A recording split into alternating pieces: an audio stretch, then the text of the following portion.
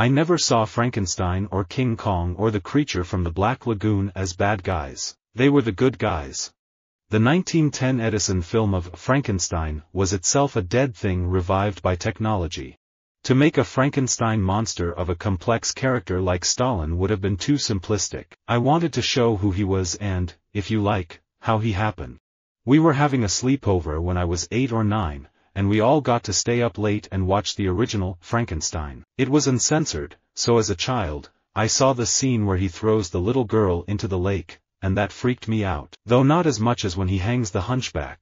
As far as film goes, I enjoy all Hollywood films and all horror films like The Bride of Frankenstein, which also might be my favorite. I like 60s and 70s Italian and Spanish horror films. I guess that I'm primarily thought of as a rocker, largely because of Frankenstein being such a heavy song, you know, it was really hard rock. Almost a precursor of heavy metal and just the image of the synthesizer. I happened to be the first guy to get the idea of putting a strap on the keyboard. One futuristic novel that had a huge impact on me was Mary Shelley's Frankenstein, which is kind of science fiction plus gothic. Filmmaking has been my love since my mother brought me to see James Whale's Frankenstein at the local library at the age of 6. Frankenstein is a timeless classic. As science advances, it becomes more relevant, not less. Its fantasy moves closer to fact, its horrors closer to reality.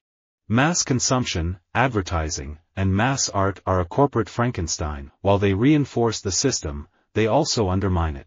When I was younger, I used to watch all the black and white Draculas and Frankensteins. I have been absorbing people, their voices, their mannerisms, all my life, to the point where I am a sort of Frankenstein of different people. My own speaking voice is, in fact, a mixture of how my two best mates speak, because they are cool, and I am not. According to Jewish legend, only the very wisest and very holiest rabbis had the power to make golems, animated servants of clay. Strictly speaking, the golem is not in the same class with Frankenstein's monster, because the golem is neither alive nor dead. He is, rather, the ancestor of all robots. I don't think Freak Dance is a parody, it's more reference than anything. People don't think of the Rocky Horror Picture Show as a Frankenstein parody. It's kind of like that. It's been an old saw in science fiction for a long time, since Frankenstein, that we're going to create life that's going to turn on us. When I was old enough to go to movies alone, I got to see Frankenstein and Dracula on the big screen. I just fell in love with them. I would compare my Frankenstein to Cronenberg's remake of The Fly. The monster in the original 50s version of The Fly was a crude, anatomical combination of man and insect, whereas Cronenberg's version exploited knowledge of DNA to depict him as a transgenic chimera. Star Wars is life, but Star Wars is also not very good, which is why Rogue One, a Frankenstein's monster assembled from a butchered first cut and an excessively large space antenna that only exists to add another 30 minutes to the film, is one of the better Star Wars movies. Without my Vulcan cat suit, Frankenstein wig and pointed ears, I don't get recognized. I love the fact I'm a shapeshifter who can go unnoticed. When I was a kid, going to Universal Studios, which was all I wanted to do, all the time, there was a show that was all the monsters, and I loved that show. I was obsessed with Dracula. I was obsessed with Frankenstein. I was obsessed with the Wolfman. We live in a Newtonian world of Einsteinian physics ruled by Frankenstein logic. I started seeing in the monsters as a more sincere form of religion because the priests were not that great, but Frankenstein was great.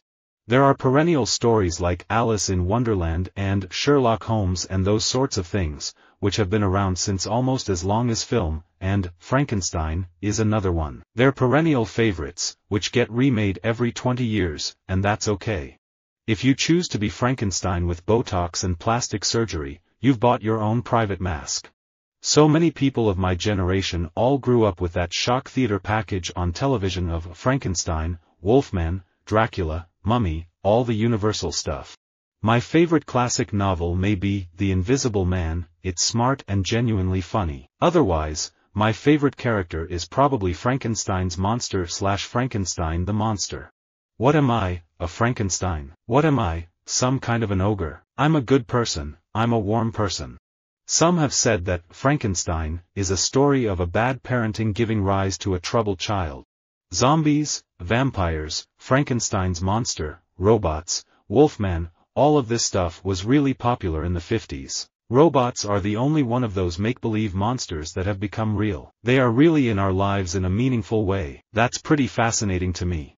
Frankenstein did not invent the fear of science. The novel found its audience because it dramatized anxieties that already existed. Although popular entertainment can, over the long run, shape public perceptions, it becomes popular in the first place only if it addresses pre-existing hopes, fears, and fascinations. Frankenstein's actually interesting. He's kind of like a zombie.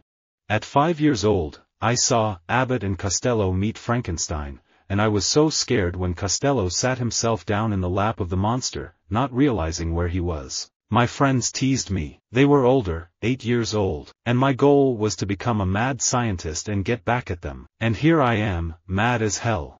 Both Frankenstein and the Hulk are looked at as horrific, but they're just trying to find their way, like all of us. Robopocalypse joins a proud tradition of techno-apocalyptic tales, stretching from high-flying Icarus, to Frankenstein's monster, and to many a giant radioactive creature who has crashed the streets of Tokyo. And then, of course, there's the Terminator. As a kid, I saw a lot of scary movies, but they were mixed with comedy, like Abbott and Costello Meet Frankenstein. When I was a kid, I used to sneak down the stairs when my folks were listening to The Witch's Tale and Inner Sanctum on the radio. I went to see Frankenstein in the movie theater and got the pants scared off of me. On Oz one day, I got a chunk of a camera embedded in my head, and I was passed out on the floor geysering blood while the set medic stood over me, freaking out. No help whatsoever. I ended up going to the ER and getting 9 stitches in my head, real Frankenstein stitches. It's become normal for me to walk on set as Popeye, Frankenstein or an elf or even a chicken. You see those guys wearing baggy pants, descendants of the parachute pants, wearing an odd, weird Frankenstein haircut. It all comes out of Peter Lorre.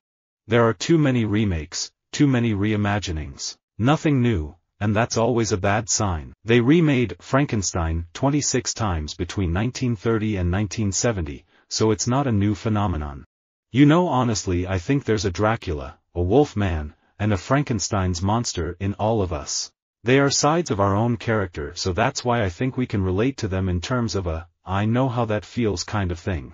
I began to pick apart our knowledge of Frankenstein and discovered that the public's idea of this myth comes from a million different places. I became committed to recontextualizing it all so it all worked in one story. Villains used to always die in the end. Even the monsters. Frankenstein, Dracula, you'd kill them with a stake. Now the nightmare guy comes back. Me and my parents would watch old Frankenstein and Dracula, and all those old black and white movies. As a kid, I'd lie in bed thinking that they would come out at night. When I was a kid, I loved The Curse of Frankenstein, The Creeping Unknown, X, The Unknown. I love Forbidden Planet, The Thing from Another World. They were science fiction/horror movies, generally. I saw Dracula, Frankenstein, The Wolf Man, The Invisible Man. I saw all those guys on the big screen at RKO in the Bronx. I just always loved that stuff. I loved other stuff, too. That's the thing. That wasn't all I wanted to be. Frankenstein feels like an ancient tale, the kind of traditional story that appears in many other forms. Frankenstein is a work rich in possible meanings, so the horror show interpretation is as valid as any. I was a kid when I read Jane Eyre and fell in love with that universe. I didn't have the acumen to say the prose is old or the prose is too complex. I just fell in love with Jane's very lonely soul, much the same way I fell in love with Frankenstein's creature for the same reason. Those old souls exist in every decade, in every century. Son of Frankenstein is never talked about in the same tone as James Whale's 1931 Frankenstein, but it should be. It was Boris Karloff's last appearance in the Frankenstein series and stars Donnie Dunnigan, then a child actor. Visit our website for more quotes, quoting.com.